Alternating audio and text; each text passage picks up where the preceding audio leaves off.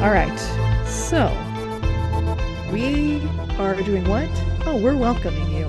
I welcome you right now to episode 37 of what is this? It's Millennial Mom Thoughts. What's up? What's up? What's up? I'm Jordan. Oh, I'm Helen. She's I'll Helen. never not be surprised by that. I know. I think I'm going to just keep doing it. Maybe Yeah, I'll do please it do. randomly. I'll talk and then I'll all of a sudden say, oh, I'm Jordan. No, I think it makes sense to say. Thank you. She's Jordan. I'm Jordan. I'm Helen. And we're talking too much because you And- have a fabulous interview to hear. Yes, today. from none other than my first grade teacher, which Mrs. Gangstad. I will say this, when I emailed her today sharing the information, here's the link to join our Zoom. I have only ever called her in person and via email Mrs. Gangstad. She said, you can call me Deb. And to which I replied back, no, I cannot. I cannot. I cannot make that come out of my mouth and look at you and call you Deb. You are Mrs. Gangstad for the rest of my life. Yep. So enjoy this conversation with former teacher. What did she say? 28 years. Yeah. 28 years a teacher, elementary school teacher. Mrs. Debbie Gangstad.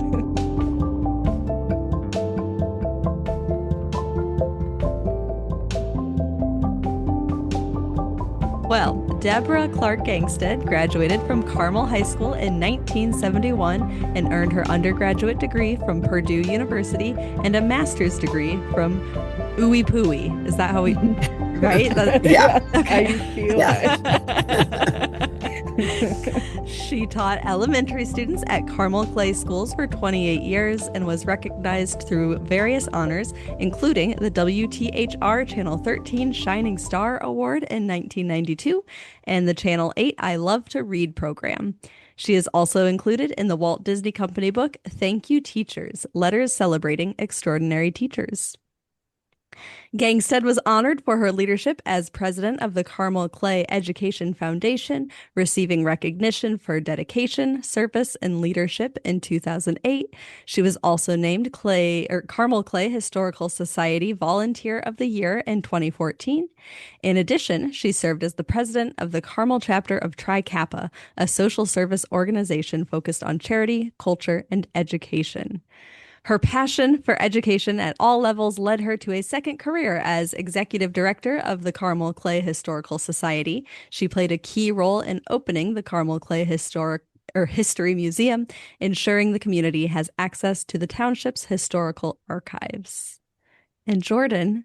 And I was going to say, knows and my intro much of more. Mrs. Gangstad is that she was my first grade teacher at Collegewood Elementary. And I found out quite literally today. So I called my parents and said, I'm talking to Mrs. Gangstad on our podcast today. And my mom told me, I think she relayed this story to you, but she told me that your dad, Eric Clark, knew two of my aunts at Lindbergh Elementary School in Lebanon. My aunt Jeffra, that was her fifth grade teacher, your dad. And my Aunt Jama told a story about how your dad picked her up from the bottom of the stairs one day and ran upstairs with her, like to be silly and like play a little joke, like as a little second grade student. I thought of all of the connections, obviously we have the connection of your dad being my dad's basketball coach at Carmel High School. But I had no idea that I also had a connection to your family on my mom's side. What a small world. I did not know that. I don't know if your mom told me that. I Well, I didn't guess it was remember, a while back. My Aunt Jama was sitting at some, I don't know, something for the Carmel High School basketball, something, 1977 champion. Right. She goes, that's Mr. Clark. He picked me up from the bottom of the stairs at Lindbergh Elementary. And that would not surprise me at all. That would be Dad to a T. Yeah. So I just thought of when he was all the things. Yeah. at that point, he was, probably 23 years old or something, and he Yeah. was a Fresh out big of kid his whole college. life. Yeah.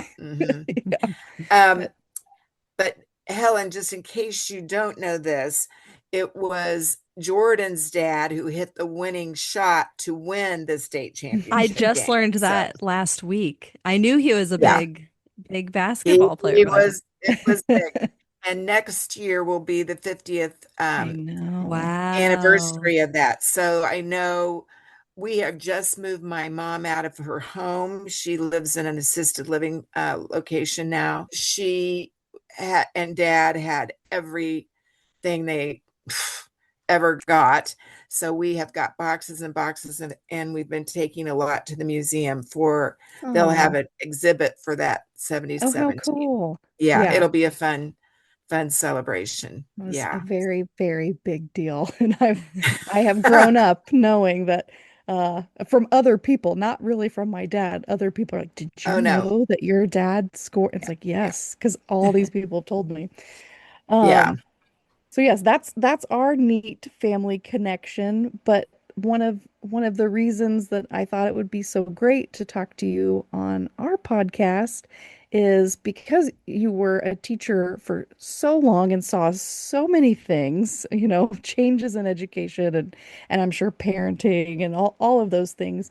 I just wanted to get your perspective, especially since I'm going to have a first grader next year. He's in Hmm. kindergarten now.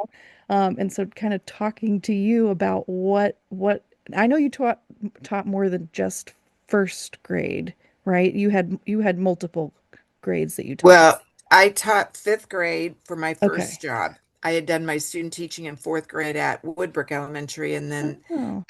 got a job in fifth grade. And I walked in there with a very um, enviable start because I only had two students I didn't know very well. Mm. My first year of teaching, I didn't have to go through the, Yeah. navigating all the new faces. One of my friends, you might know, Joelle and Craig, was teaching in that school in second grade, and she said, I'm I'm leaving, I'm expecting, so if you would like to be in second grade. And at that time I was dating a guy who was in a job situation where he would be transferred a lot. And I thought, I better get some experience in the primary grades. And I really didn't think I would like it. I thought it would be more like babysitting than real teaching. And I just loved Oh. it so much.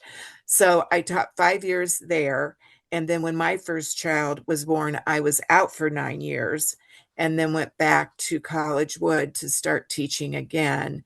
And when I was going back in 1989, trying to think, yeah, would have been six. Betsy went to first grade with me, not in my Oh. class, but we both walked Yeah. into first grade together. Oh. Um, Computers were just coming into the classroom, and that was one of my biggest concerns because we'd had none when I was teaching before.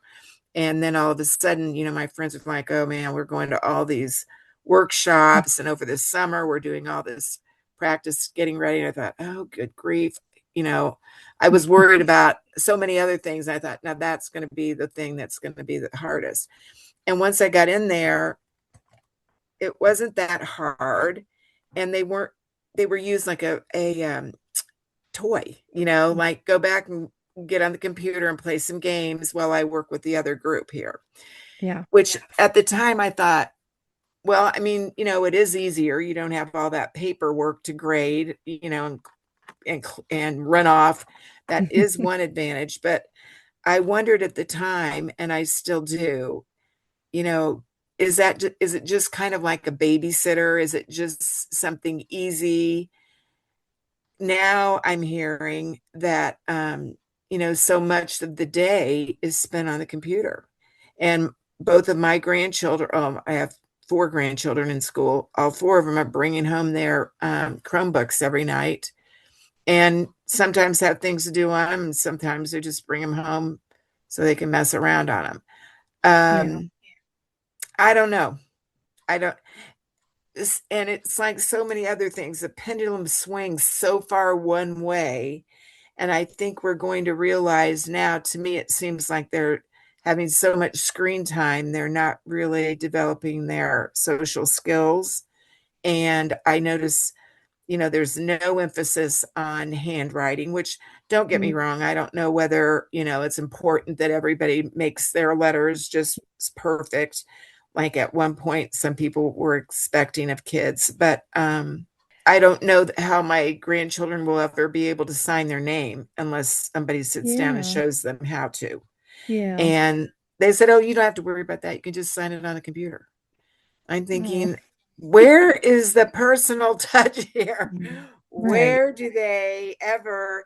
And then when I sit down with my little granddaughter, who now my grandson, who is in sixth grade now, he writing's dumb. He's your typical boy. The little girl who's in second can't wait to get all of her letters. Just she's writing me notes all the time in cursive. Oh, yeah. So, and I said, sure, I'm going to teach her how to do it.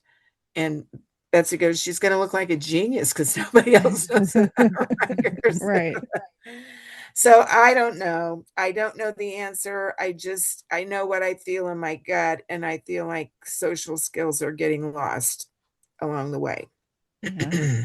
Well, let me back up a little bit and kind of get to your journey to becoming a teacher. Either Okay. what what prompted you to become a teacher? Did you have teacher? Obviously, your dad was a teacher, Hmm. but other people in your family that were educators, or how did you know when you wanted to be a teacher? And then what was your kind of education journey?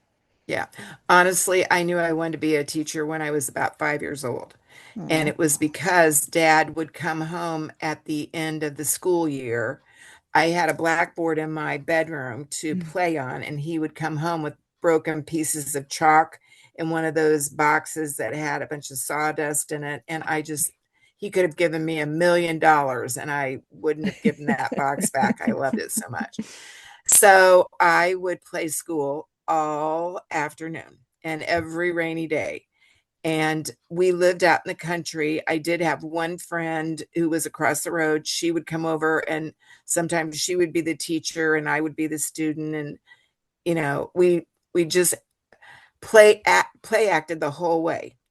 That's all I could think of I wanted to be. And at the time I was growing up, the choices were really teacher, nurse, secretary. That was pretty much Mm. your range of three. And so it was definitely a teacher for me. I did do I was a candy striper in high school just because I thought Oh, nursing would also be fun, but yeah. I just love teaching. So I was all set to go. My dad was dying for me to go to Ball State because it's the teacher school. Right. And I was all set to go to IU because that's where a lot of my friends went. Everything was set. I got accepted to IU, ready to go.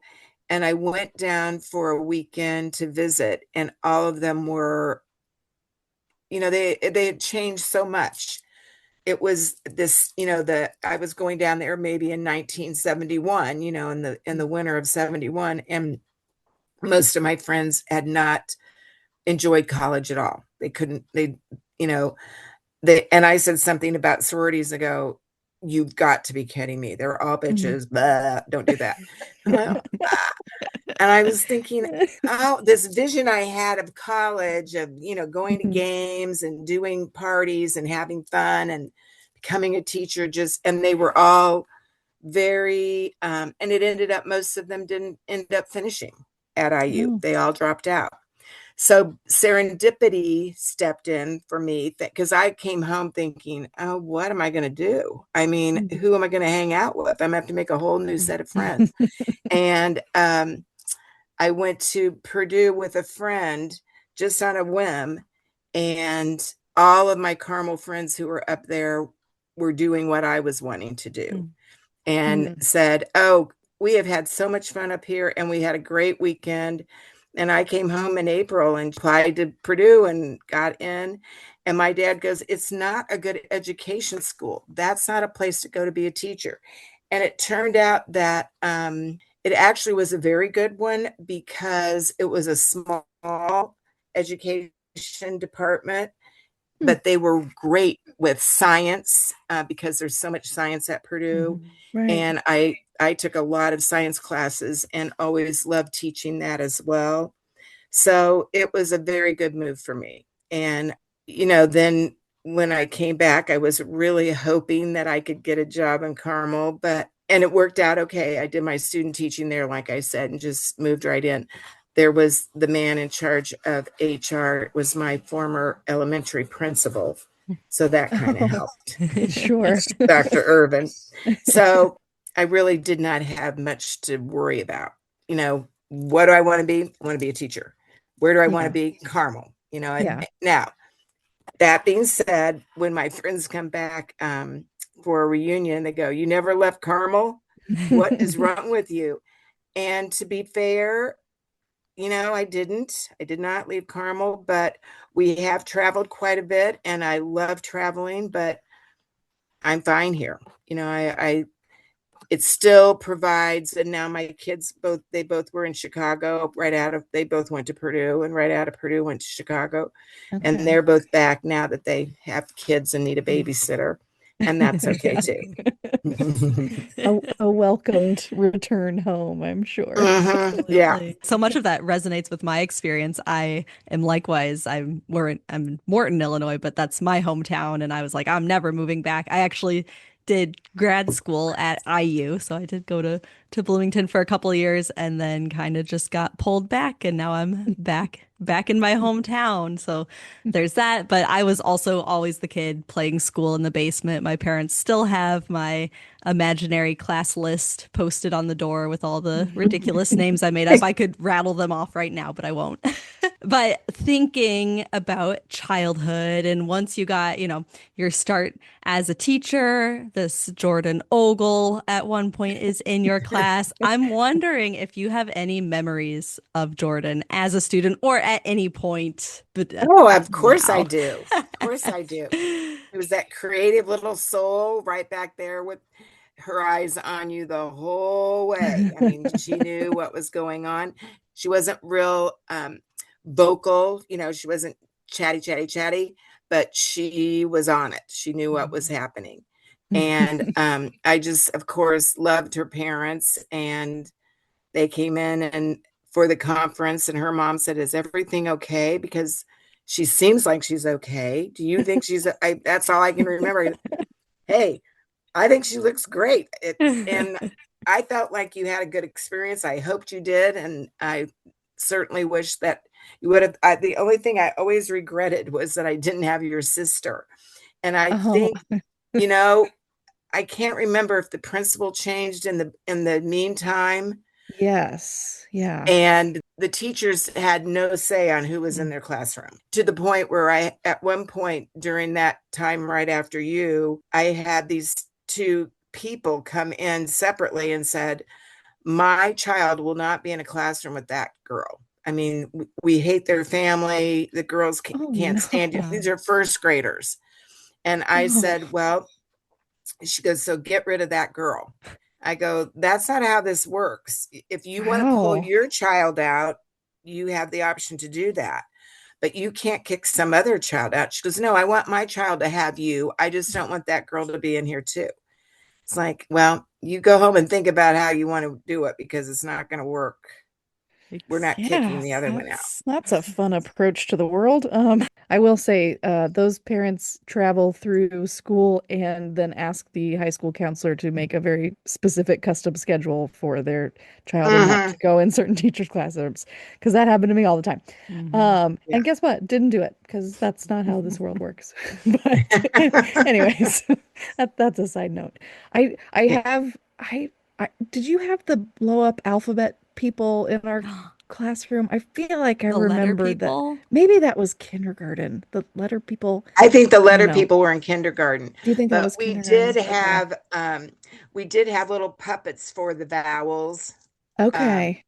like and I still have some of them in there, like a tiger for a long eye, and we had little Okay. stories and we would let the puppets make their sounds and work on.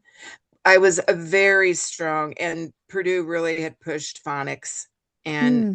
I was a very strong believer in learning how to decode a word. So if you came to something you didn't know, you had a way to get started. Not to the point of, we didn't do a lot of diagramming, or, I wasn't having them mark out a bunch of letters, but just show me how you would, when you see this word you don't know, how would you get started? And Hmm. it makes my heart happy that I know that my grandkids are getting back to that. They Mhm. let it go for a while. It was a lot of whole language reading experiences, which is basically BS for not teaching how to do any reading. Yeah. I don't know. That wasn't working either.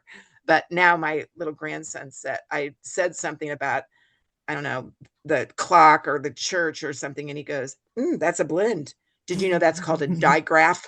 I said, "Okay, well, Love you got that. some words there. Whether he knows it or not, what they mean is maybe different, but at least he's Sure. heard them. So that makes Yeah. me feel better." Well, that Yeah, kind of leads me to ask this next question is like what changes did you notice, throughout your 28 years in education? There are fads or things that come in and go sure, out. And so what sure. kind of things did you notice that changed? And since you kind of, you already brought like computers came into the classroom. Hmm. That's certainly been kind of a focus of mine. Is just learning more about how we learn and how we best learn and how our brain processes information.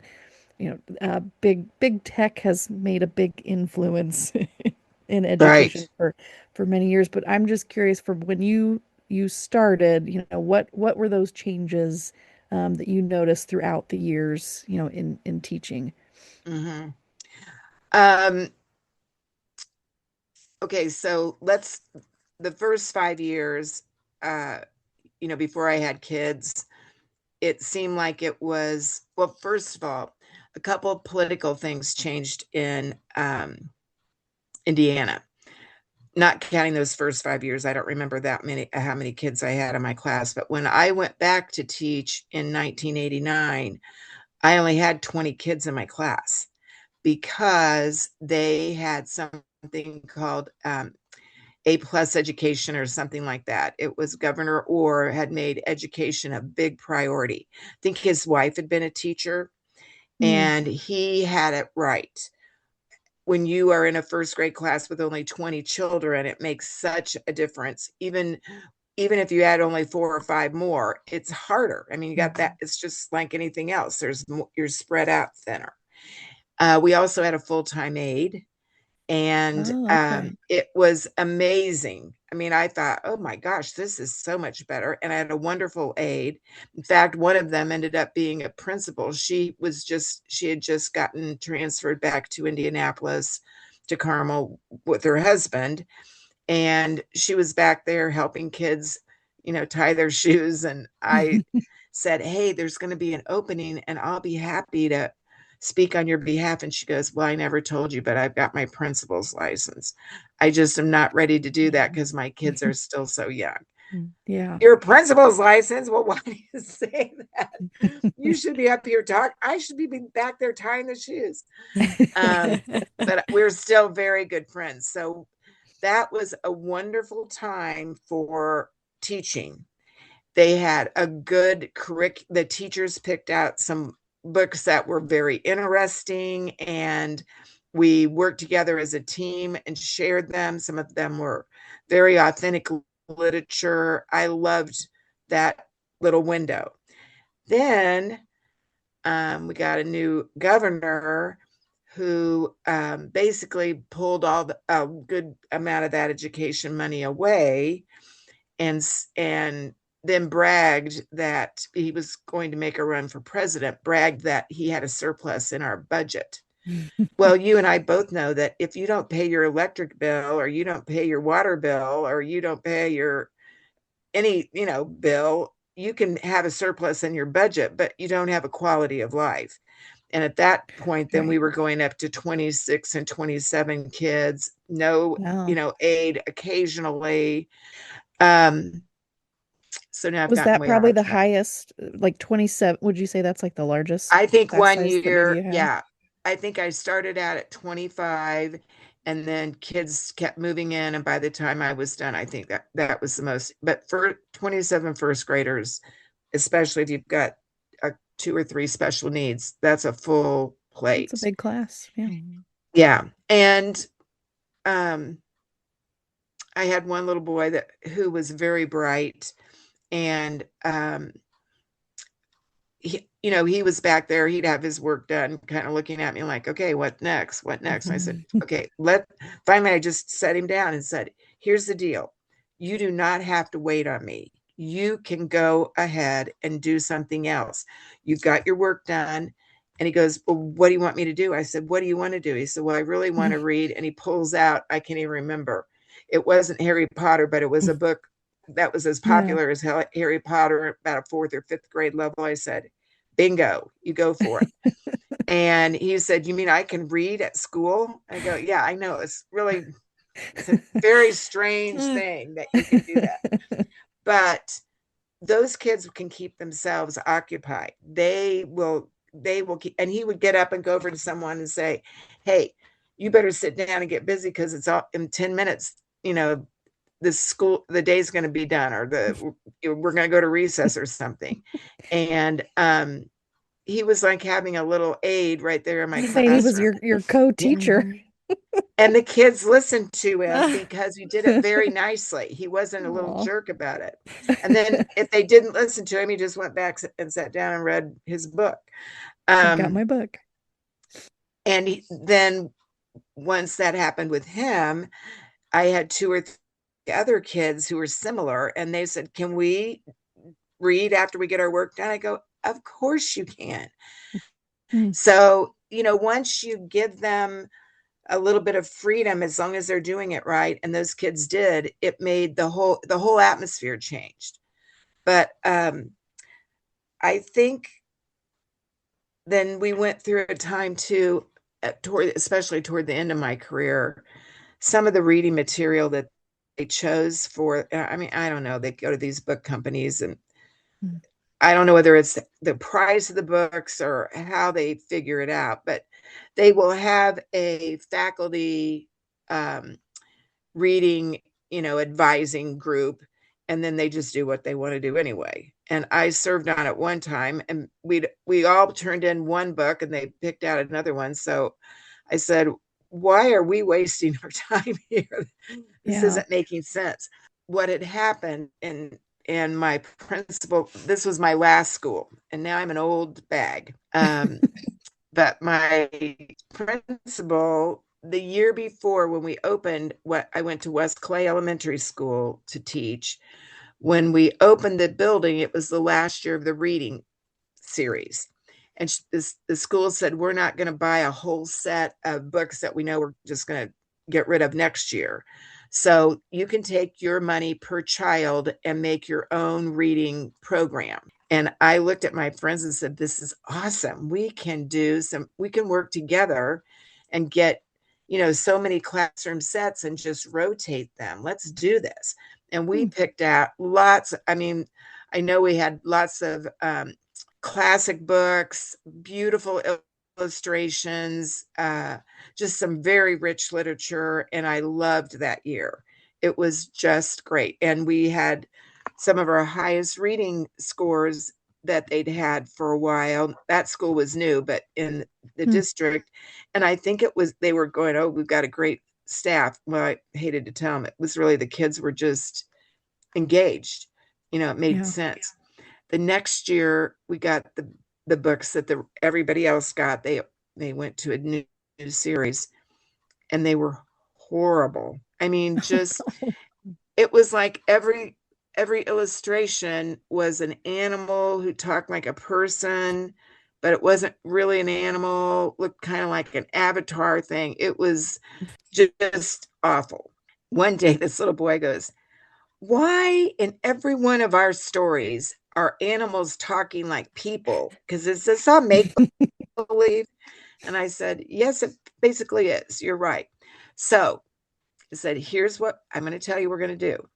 We're going to read the book because we had to go in and take the computer test on it. We'll read the book, we'll work on the book, and then we will get out if I see that you're all on task and we have time, I'll give you another book. And I went back. They told us, all those books that we had bought, they said, you need to donate those to a needy school. And I said to my friends, put them in the closet. We're the needy school. We aren't giving those things away. Yeah. And we pulled them out and started using them. And immediately the kids' interest came back up. It made sense to them. It was so much better. Well, one day the principal walked by and I wasn't paying attention. She came in the room. We were working. Kids were reading these books. She said, can I see you down in my office at the end of the day? I said, sure. Still not Uh-oh. thinking a thing of it. And she said, we had a report. Some of the other schools have heard that you're not using the books that you're supposed to use. And if you don't follow the rules as one of the teacher leaders, that is a bad omen, for everybody else. And I said, and I'm going to tell you that those other books stink. That's just, you can just say it any way you want. They are worthless. And we have these books. She goes, all right, all right. Well, will you just shut your door when you're using them and don't tell anybody that you are? Sure, I can do that. Because, at that point, I was a year or two away from retirement. I thought, go ahead and fire Yeah. me. I just feel like, and whether you're a teacher or a parent, there are sometimes you just have to follow your gut and do Yeah. what Yeah. is the right thing for kids, no matter what, and most of the time I hate to say it, but I think so many of those people that are making all these rules for education and what we need to do now are sitting in some ivory tower and probably haven't been in a classroom for many years.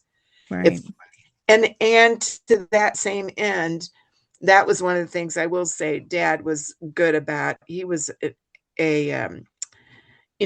counselor and then was an assistant principal for a while, but he went into the classroom a lot, not just to watch the kids or the teacher, but just see what was going on. And he would have subbed in there in a heartbeat just because he liked kids. So many principals get in their office and shut the door and they don't want you to bother them and they don't want the parents to bother them. So they want you to keep the parents happy at all cost. But it just worked out. It worked out okay. And Well, and trusting your gut and going with your years of experience and knowing what works, that that kind of does lead me to ask, like, what advice would you give to new teachers or people thinking, young, maybe they're in high school now, like I want to pursue education, I want to go into college and be mhm. a teacher, or maybe, teachers, it's like their first year. So new teachers or becoming teachers,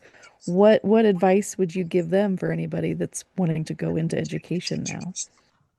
So many times people would say, well, we have our summers off. Well, that's bogus. You do not have your Right. summers off. There's lots of things that are happening during the summer for the school.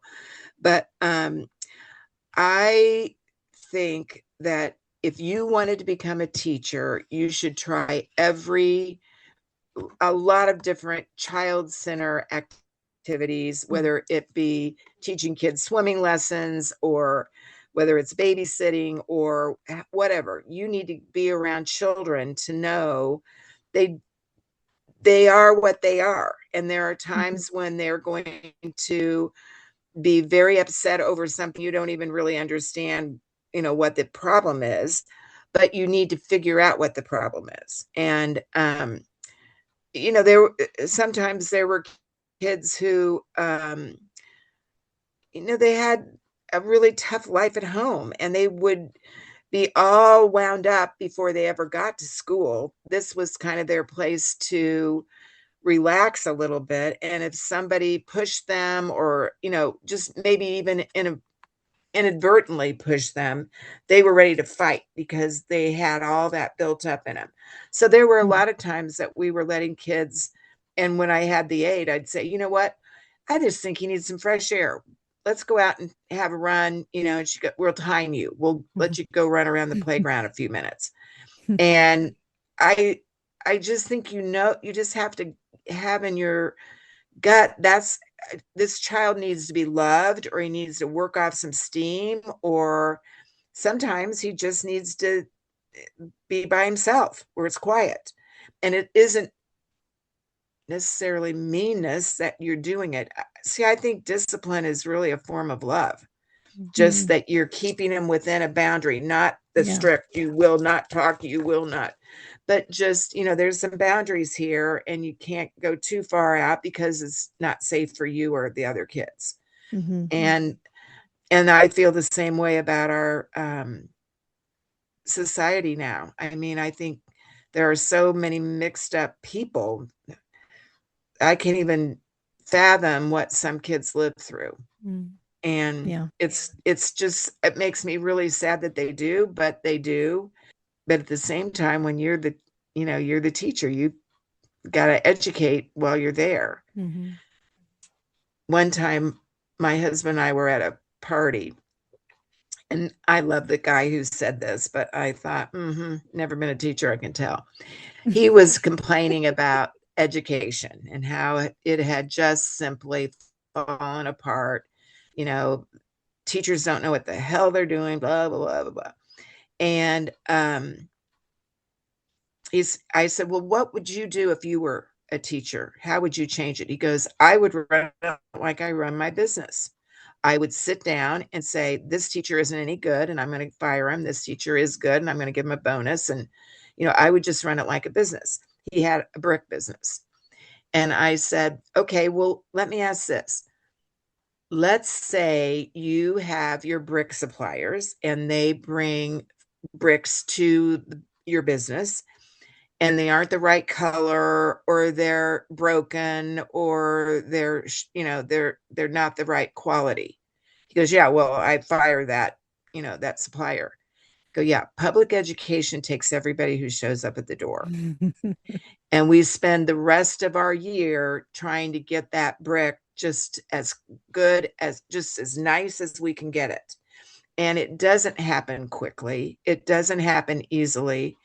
And it takes a lot of energy. I mean, I think that's another thing. If someone's going to go into education, they better be in good shape physically and emotionally to Yeah. be tough, because Hmm. it's going to come at you every single day. And then he stopped and he looked and he goes, well, I guess I didn't think of it like that. And I said, I know you didn't, because Yeah. what works for a business isn't the same as what works for education. It Yeah. just isn't. And now, that being said, if you have a crummy teacher, they need to get rid of the teachers who aren't doing their job. And there are a good number that aren't sometimes. We all know. I mean, you would be in there and you could hear the teacher screaming her head off, and, one of the rooms down the hall, and you're thinking, oh, you Yikes. know, yeah, what's going on? Hmm. But I don't know. That's just, if I had one of, in fact, we do have one of my mom's great grandsons wants to be a teacher and a coach. And my mom said, well, he's not going to make any money. I said, well, neither did we, but we really did love doing it. So if Yeah. that's where his bliss is, we need people like him who want to be there and Yeah. not just taking it as a, well, I can always do that kind of Hmm. idea. Right. I know everybody went to school, so they all have good ideas about how to run a school. Yes. Yeah. Yeah. Oh, oh, how they do. No, but I think that's absolutely beautiful. And I can tell why you're such a decorated, celebrated educator. I just, yeah. This idea of thinking of children as not just students, not just, numbers or part of the curriculum, right? A teacher can be the master of their content. They can be all on board with the curriculum, but having to know the child, know their students as individuals, as humans, I think is so important. And kind of thinking about that and this idea of we talk a lot about like how childhood has changed over time and how, kids Hmm. these days just aren't Right, the way. It doesn't look like our right, childhood. It's not the right. We talk so much about right. change, but I'm wondering from your perspective, what has stayed the same? Like, what is it about the way kids are, the way kids play, the way they learn? And maybe this is thinking about your grandkids too. Like, what do you see that Hmm. is just core to childhood? Well, one of the things I've been talking to my daughter, she doesn't always do this, I'm not allowed to do everything, but I feel like kids, I think, like we said, you assess, okay, we've got a problem here. Somebody's mad, somebody's, kicking or something is happening. And when you figure out, okay, he hasn't had any attention today, we have my one daughter has two girls and then this little boy in the middle. We call him the monkey in the middle. And he's tormenting one or the other all day long. But I've said to my daughter over and over, and I did it in the classroom as well. I think actions speak a lot louder than words. You can stand there and just blah, blah, blah, blah, blah, and it's in one ear and out the other. Maybe some of it got stuck in the middle, but I think you're just better off and just take the action. And of course, then, going back to the computer and trying to watch that as a parent and what they're, who they're talking to, what they're talking about, what is happening. Um, it's terrifying to me. I don't know Mhm.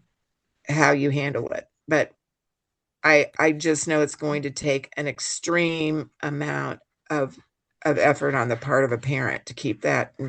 My grandson, again, who will be 13 this summer, is griping his head off that he doesn't have a cell phone. And Mm, my daughter said, "You can have, we're going to get him a flip phone so he can call me for an emergency, yes. but he's not get the internet on it." And No, yeah, that's well, really, That's really wonderful. good. Yeah. yeah, Yeah. I That think I just, oh, I don't even know. There's just so many kooks out there and weirdos. And mhm. when I hear about all the child pornography and the adults, Yeah. and I think little kids don't really even know what they're getting sucked into till No. it's too late. Yeah. And, they just don't have any, how could they? I Hmm. mean, I'm sure you guys do too. We deal almost every day with, is this real or is this a spam thing? Mhm. You owe $554 on a late bill. Oh yeah, It's like, I get those texts Hmm. like every day. You haven't yeah, paid your speeding ticket, or you Hmm. have right. yeah, And yeah, it's just, constantly. it's a bunch of baloney. Yeah. Um, Well, I don't know whether that answered it or not. I'm just rambling. No, and well, I so much of that is why we started this show though, because like we do have all these questions as parents and as people in education of like, are we doing this right? Is this right? Should we be doing this different? Should we do this better? So that's why Jordan and I created this space just to talk about it, because I don't think enough people are talking about these issues. yeah. Well, I think that so many times people think everybody else knows what's Hmm. going on, and they're the one, they don't know what's going Hmm. on, but they think everybody else does. Or they're following somebody they think, and they're not, Hmm. they don't know any more than we do.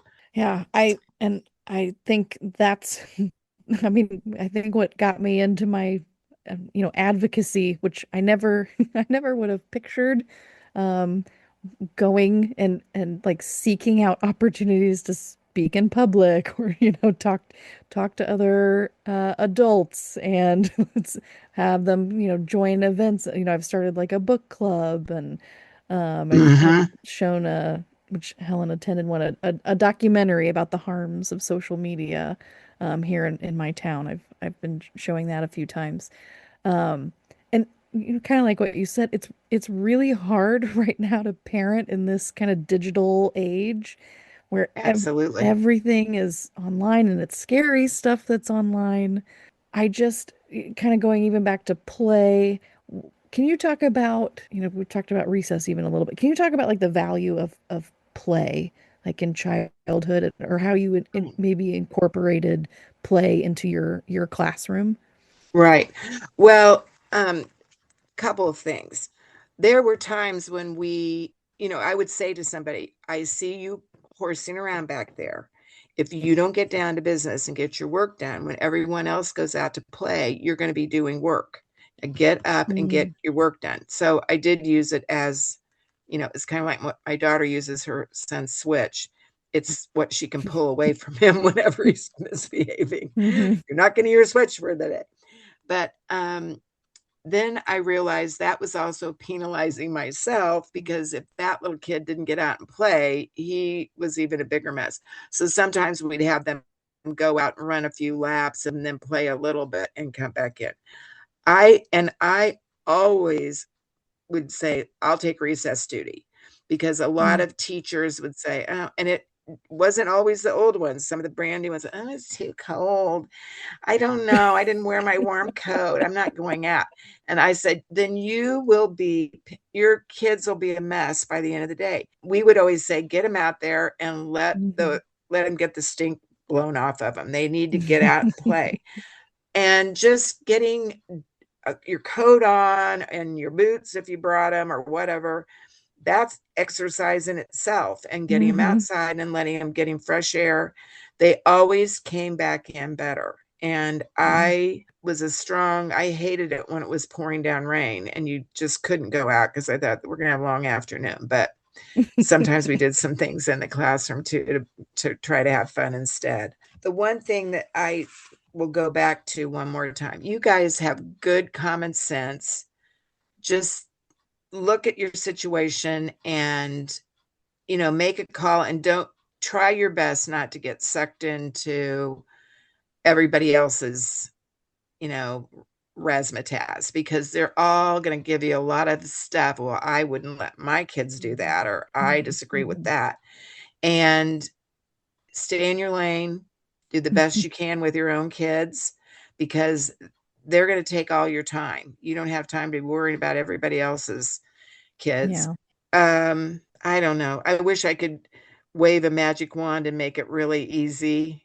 It's It's not. Parenting is really hard. No, it is. And Yeah. there again, physically, you've got to be in good shape to keep up Mhm. with them and to be able to handle the things that come up, you know, nearly every single day. But I will say, after I've given that big talk, all this, when I said actions are speak louder than words, um, our little granddaughter, she and a couple of other friends were doing some things in the classroom, and when Betsy found out, she said, "Okay, you are not going to go to the birthday party this weekend, and you are going to spend the rest Oh. of the evening writing a an apology to your teacher." They had taken some of the teacher's candy out of a jar. She Oh sent him back to the no. room to do something, and Kate came to our house with this little Ziploc bag of candy. I said, "Where'd you get all that candy?" And she goes, "Oh, the teacher gives it to kids when they're good." I go, "How good have you been?" And I said, "That's a lot of candy." Uh-oh. But I didn't think of it. Well, she and the other girls had taken some. Well, Okay. Betsy came down on her very quickly and very hard, as far as, and you will get your money out of your piggy bank, and we're going to go to the store for you to replenish what you took. That wasn't yours, and you don't do it. So fast forward, we knew the background.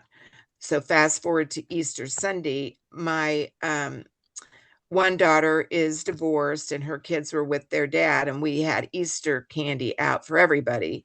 And my little granddaughter, who was in Florida with her dad, forgot some of her Easter candy, and I didn't know. I thought it was Kate's. I said, "Here, Kate, here's some more Easter candy for you." And she goes, "No, that belongs to Hannah. That doesn't belong to me." And I said, "Okay." And I Okay. looked over at her mom, and she went. Lesson learned. so so that's the thing, Yeah. even though the little girl cried, the mother cried, everybody cried. "We have a thief. She's a thief." I go, "No, she's a little Oh. girl who goofed up. She Yeah. goofed Yeah. up. Take it in stride, but don't just really, is it a big deal? Right. Maybe not, But but it sets the mhm. tone. And Mhm. those little things early on are better to handle it than let it keep on rolling down the road. But So yeah, just do your best. You've got good instincts. You'll do fine. And I wish I could make it all easy for you, but and there are days, oh my gosh, we go to bed and my husband, what are we gonna do? These kids are a mess. We don't know how we're gonna do. Oh, There are but long, long days. Well, I think they say what the days are long, but the years are short. yeah, So, the yeah, years fly by, and that is true. yeah. When we had everybody for Easter and there was junk all over the floor, and Mhm. oh, that 3-year-old is always giving the old, oh, I'm too tired to pick up toys now. Oh no. Oh That sounds like my gosh, 6-year-old. you're so tired. Oh, well, let me go get a trash bag. We don't want these mean toys to make you tired. Let me just throw these things away. What? It's away. It's away. Um, but just hang in there. You'll be okay. Mhm. And and yeah, good luck on the computer end of it. You know. Yeah, that's a whole another thing. I wanna end with this really isn't a question necessarily, but I my biggest memory from first grade in your class, which I have several, but is do you recall the king's new pet? I don't know if is this something that you did each year, or was it maybe just with our class? I don't know. I'll set it up for you Yeah. in case you don't Yeah. recall. Because I was one of the unicorns for the king's new pet, or maybe it was a horse. No, it would have been a unicorn because I had a point on my head. Uh, it was you had to go through these different scenarios and you had to get help from like townspeople and there was the very, very clean pet who was like, I can't get dirty by helping these people out of the mud. I have to go on. It was like a race. And Okay. and then there was another one that was like, I'm too important to help you out of the mud. I have to go on. But I was the one that even though I wasn't going to win the race, I helped all of the people out of the I mud do and out of remember the that. boat. Hmm. And I also remember this very vividly because we have it on VHS. So I may have I have watched it a couple times. Um, Yeah. but I'm just wondering is if it wasn't the king's new pet, was there always some kind of, I think it was end of the year, so it was like something parents Hmm. could, come and Yeah. watch. Right. Is that some kind of an end of the year? This came up for me because it is approaching end of the year for my Right. my kindergarten, and they do an Hmm. alphabet parade. So we just got his letter Oh, uh, good. Ooh, last what's week of what we he's the letter E, and which works out very well because he is super into ancient Egypt. oh And yeah. so he's Oh, like he knows a lot of perfect. Egypt facts, so Mhm. he's going to be an Egyptian. Oh, He that's has a wonderful. very specific Yeah. thing about Egypt. Anyways, but I'm wondering how did you, as we wrap up our conversation, how Hmm. did you wrap up, a school year? Was it some kind of a project or in my case, I guess a play? It was kind of It was a play, a probably. play. Yeah. I was big on I did it with my own kids. I really like for children as young as they possibly can to start getting up in front of people and getting over that fear of public speaking or whatever. So we did a Thanksgiving play in November when grandparents were coming into town a lot of times. And I liked that.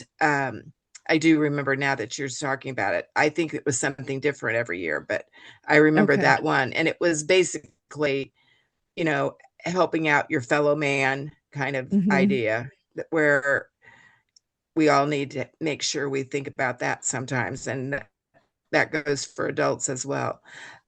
But I just thought that, and there again, I had a principal once who came to the Thanksgiving play, and at the end, he goes, or the next day when I saw him, he goes, "When I think of the wasted instructional time that you spent on that play, it makes my stomach sick."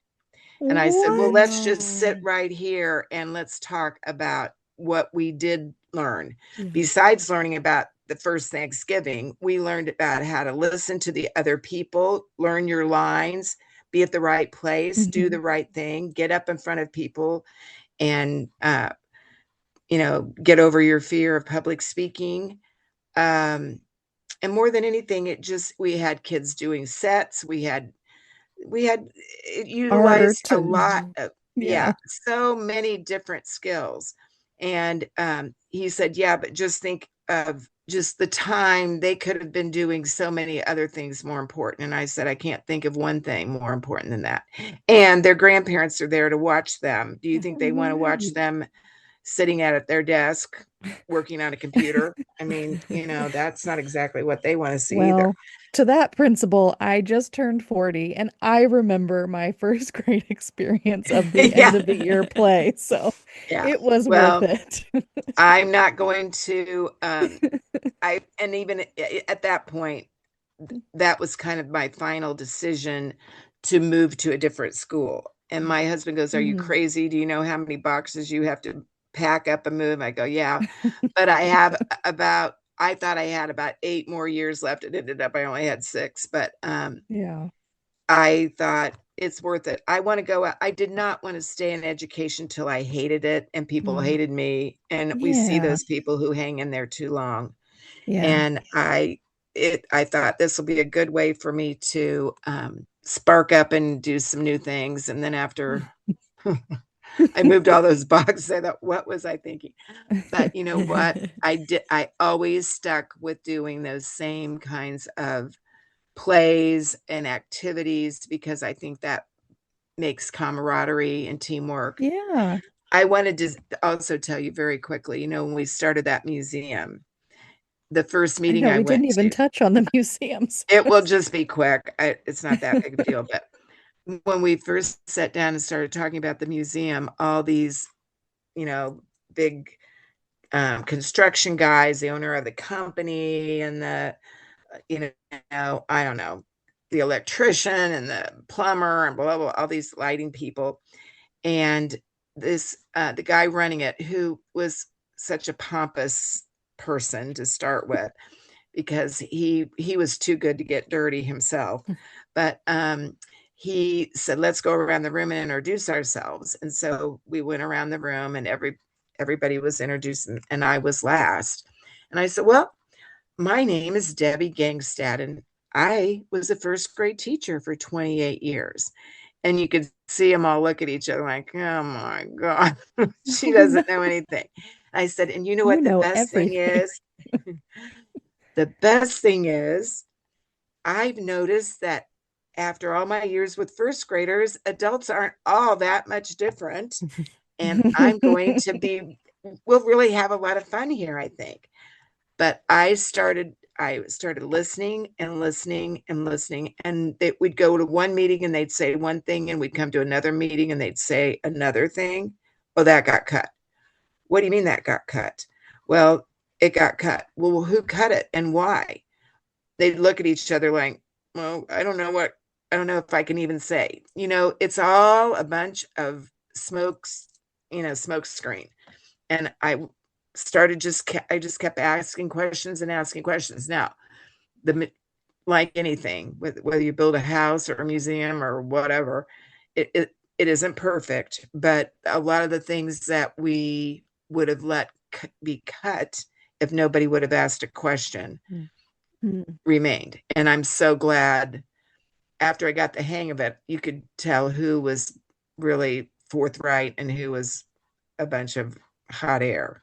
So worked out. And I think that's the same message that I would give to you.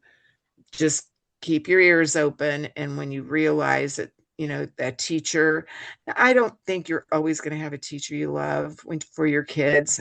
My kids had a couple of teachers that I thought, but you know what? That's life. You're going to go through with a boss that you may not like. You're going to, Mhm. a neighbor, whatever. You got to figure out how to work it out.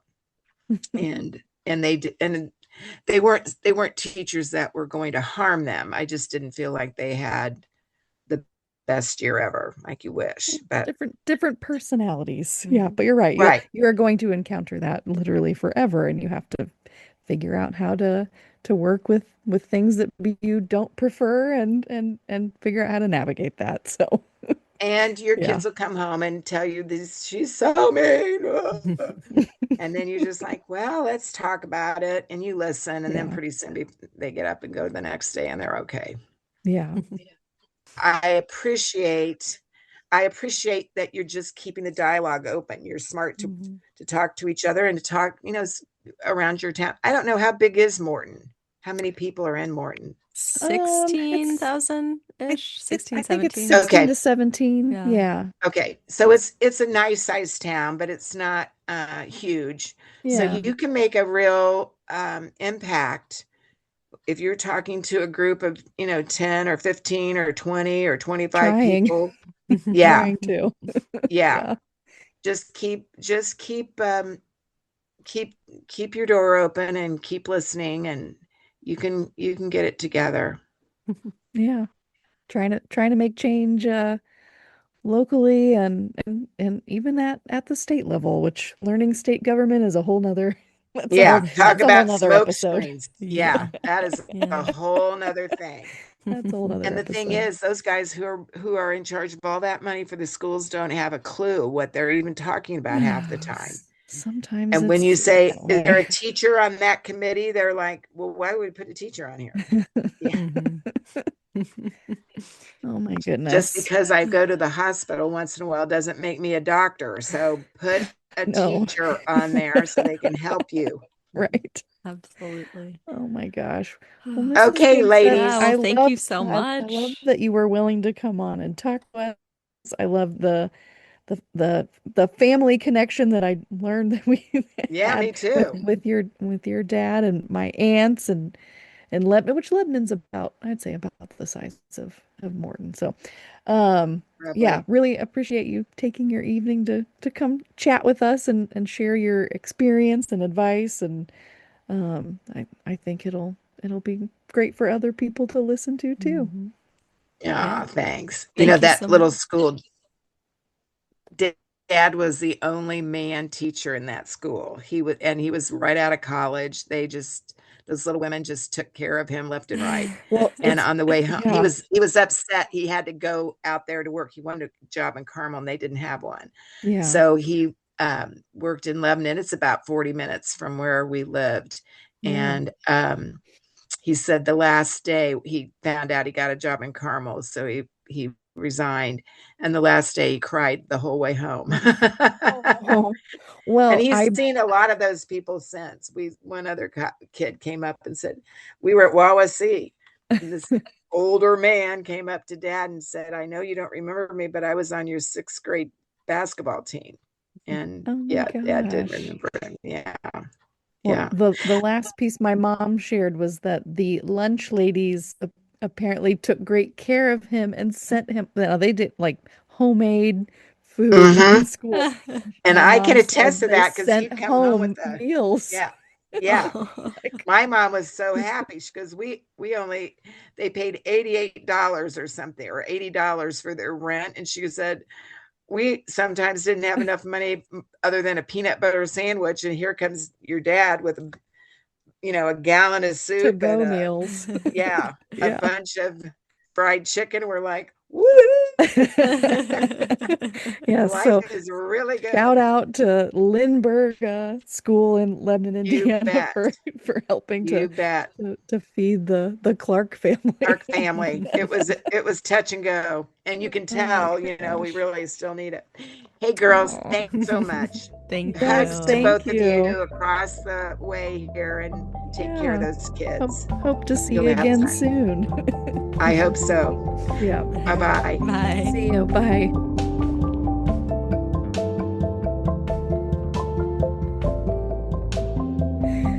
Well, Oh my that was goodness. delightful. First grade My first teachers. grade teacher. That's Yeah, amazing. I had been trying to remember, just like in my mind, what did I can kind of picture my classroom, kind of. But I think I also remember that play, The King's New Mhm. Pet.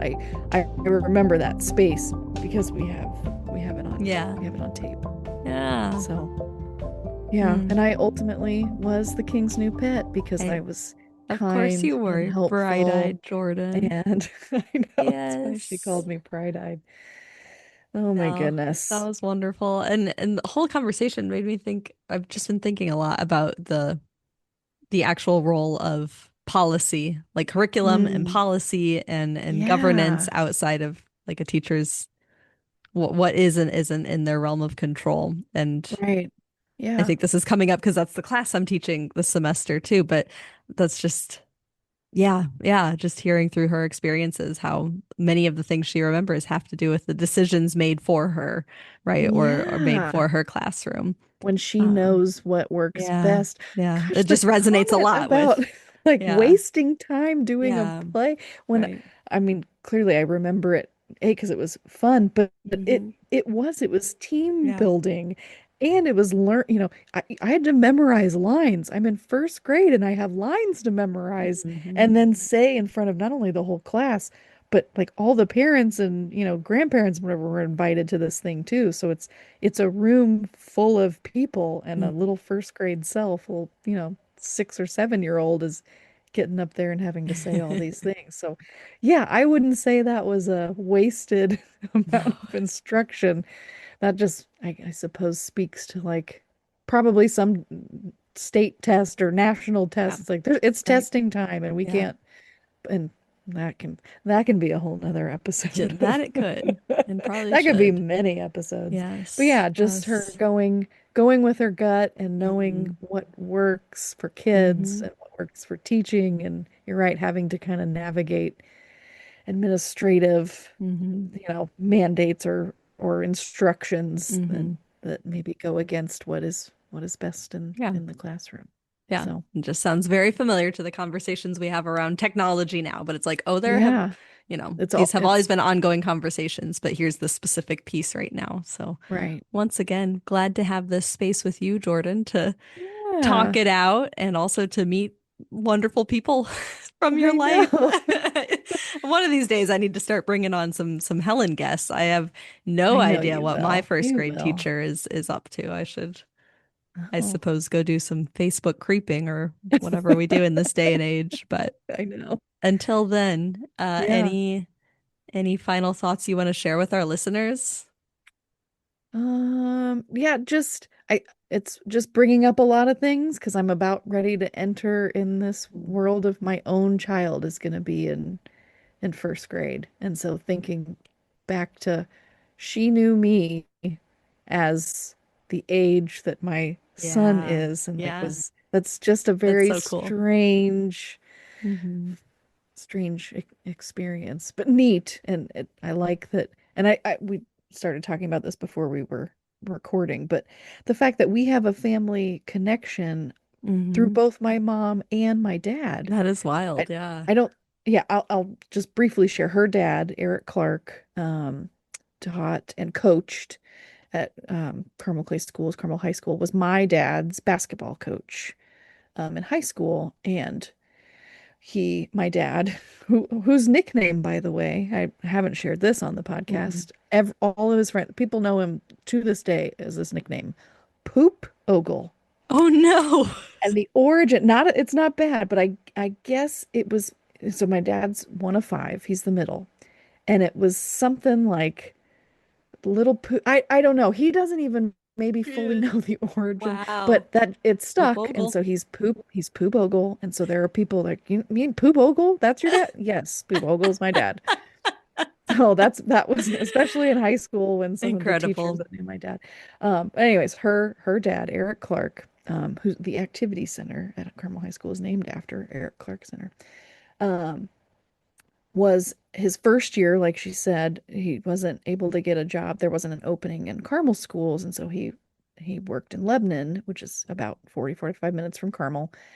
That elementary school, my Aunt Jama and my Aunt Jeffra, my mom's also a family of five. I think we've Hmm. been through the J thing Hmm. before, but Hmm. for anyone who didn't know, my parents are each from families of five, and all of them are J names.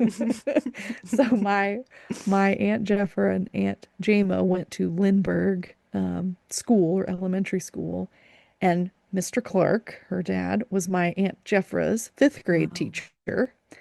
And then my Aunt Jama has a memory, remembers him in like first or second grade, picking her up from the bottom of the stairs, just being silly and running up the stairs with her, and then like plop, dropped her right down, and then just went on Incredible. his way. And she did not reveal that until just a few years back. They were at some event, I think at Yeah. the Carmel Historical Society, and she goes, that's Mr. Clark. He picked me up one day. He picked me up the stairs, and we had no idea, this connection all these years later. So my mom Amazing. has a connection to him, and so does my dad. But yeah, it was just I had been thinking this is as the school year is starting Mm-hmm. to wrap up, which is a Yep, very it weird, is. unsettling feeling Oh, that kindergarten's almost over, and yep. my child's soon to be first grade, and so I thought it'd be fun to talk Did to they somebody. ever end up teaching him how to read? I'll never forget the welcome to kindergarten video they did at the beginning of this school year, and they interviewed Camden, and he said they haven't taught us how to read yet, or something to that extent. It, But thankfully and impressively, he does. It's really fun. He yeah. gets they send home books each week, like these little paper copies, Mm-hmm. and we have to read them multiple times and check Mm-hmm. off what he and maybe write anything that's like, hey, we struggled with this word. And he has gotten so much Oh, better since starting that. oh, It's that's just so wild fun. that he just reads and he Yeah. likes to do it, and it's really it's I didn't realize how special it would be to see your child Mm. read and like Mm. hand him a book and he knows words and can read them to you. Oh, Like it's just I don't know. I'll get that's all so special. emotional and sappy, but just Yeah. the Yeah. value of reading. Yes. Like Yeah. we're a book family. We love Yeah. reading. We quite literally try to read to them every single night and have since they were born. But to have him now be able to read some of those Yeah. things to me it's That's pretty really cool. neat. It's Oh, pretty cool. okay. So yeah, go literacy. Go literacy. Books are cool. Yeah. I'll have to share more about Happy Babies sometime soon because we're definitely Yes, having yes. Happy Babies is having a moment in this house, Oh, but I'll save that for next time.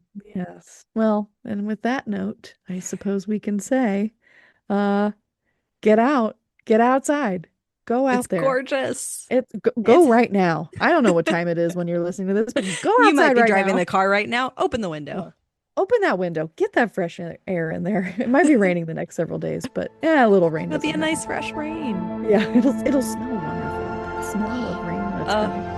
It's great. yes, let's go. So do that. Get outside, touch the grass, breathe some air, leave your phone somewhere you can't get to it. And that's it. Is that all I say? Well, Yeah. I think I need to That's tell it. them to enjoy this podcast music by Brian Spickelmeyer. Jordan Spickelmeyer does our social media. I'm Helen Plevka-Jones, and I edit the audio, and we will catch you on the Flippity Flip.